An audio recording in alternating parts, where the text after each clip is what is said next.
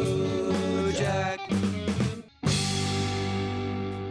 This week's fan pick has everything anyone who's a lover of fantasy epics told in less than 2 hours can thoroughly enjoy. Thanks to @Demancer for the banger of a choice.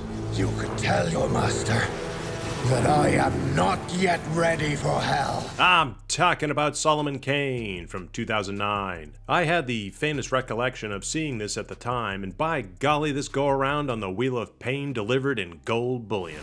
It's good. Directed by MJ Bassett, who's taken up the reins for the new Red Sonja project, a perfect choice after watching this display of craftsmanship. Wandering Star optioned the film and book publishing rights to Solomon Kane back in '97 from the Robert E. Howard estate. I've done bad things. Terrible things. With it languishing in development hell from there, MJ Bassett was hired as a writer and director of the film, with a brief to write an origin story based loosely on the Howard poems and classic text. We begin off the coast of North Africa, 1600.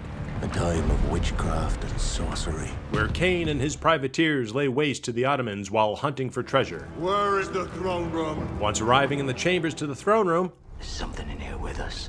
No treasure's worth this. Silence, you dogs. his band of not-so-merry men are picked off faster than flies in a bug zapper by the fairest of them all. Being the last man standing, Kane spots his booty, which comes at a sizzling cost. On your knees. Escaping with his soul intact, otherwise empty-handed, Kane vanishes until we pick up a year later where we take a view of his sacred and tattooed body. Living in a monastery in England, he handed over his wealth, renounced his past sins, swearing to never raise his sword again as he asks for redemption. This place is a sanctuary to me. The abbot, who's threatened by a dream, Your future is not here with us. if you think you ever had a bad day, and we all have, all I thought about when watching this movie was, thank goodness I don't live in the 1600s, let alone with monsters and ghouls scampering around in the shadows to eat or possess you. No! After a run-in with some unsavory gents, I say he's a sorcerer. Kane is knocked for a loop. I will cut you off. You will be a landless vagrant. We're introduced to a little backstory, only to awaken while catching a free ride with the Crowthorne family, led by the late and wonderfully memorable Pete Postlethwaite. Sometimes we all need to start again. His daughter Meredith is smitten with Kane, so much so she sews together a new set of duds for this hunk. This party of Puritans heading for the coast to sail to the New World come across a post-witch burning. The devil was here. Wait till they get to Salem, Mass, thinking a young girl is the sole survivor, until Kane sniffs something nefarious, Wear this tonight. It'll keep you safe. which he marks Meredith before bursting into a murder of crows. This becomes early trappings of a family who will witness more death. Don't want to attract any unwanted attention. A sorcerer who goes by the name Malachi sends his masked warrior and a band of possessed muscle to round up villagers for slavery and conversion into the demonic army. Coming across our Crowthorne family, Kane begs them to walk away for fear of unleashing his personal best upon them. They tempt fate by giving young Edward a neck smile, with Meredith snatched away. Take the marked one. Elder son and Papa Crowthorne are sent out to pasture. Kane has otherwise shish kebabbed any remaining baddies, pledging a promised return of Meredith to Papa. Your soul, too, will be saved. Our hero fires up that slow motion as he rides off after the heathens, leaving Mum Crowthorne behind to bury her kin. We track Kane as he slices and dices his way until the trail for our virgin becomes cold. Making a pit stop at a local house of God, Forgive me, Father. Such times we live in. Kane nearly becomes Ghoul Guano when Father Michael decides to feed him to his parishioners, barely escaping, only to be reacquainted by his trail buddies. I may just have changed my mind about that. Kane believes in a terrible eyewitness. She's dead!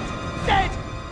She's not dead! Kane fills his despair by filling up on several pints. Are you sure? When an old shipmate recognizes our washed-up hero, Those were distant times.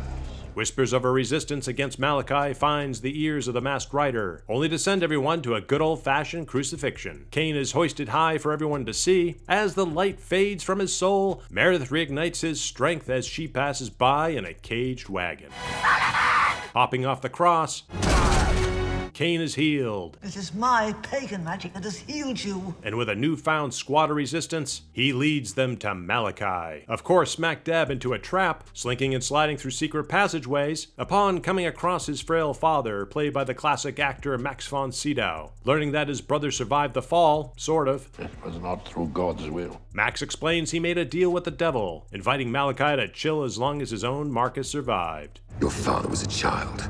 A pathetic fool. Probably not the greatest move. Kane eventually reaches the throne room where we finally see this sorcerer Malachi, and Meredith, whose virginal blood is used to release a demon to take our reluctant Jack to the underworld. Not before some spectacular swordplay with a malformed brother who's gone all Johnny Torch on him, with a fairy tale ending that keeps Solomon on the path of destiny, not to mention spectacular attention to detail with the costuming, sets, and camera work. So, if some old school Robert E. Howard adventure stories is what you might be in the mood for on a dark and dreary night, then let Solomon Kane be your guide. What Until next time.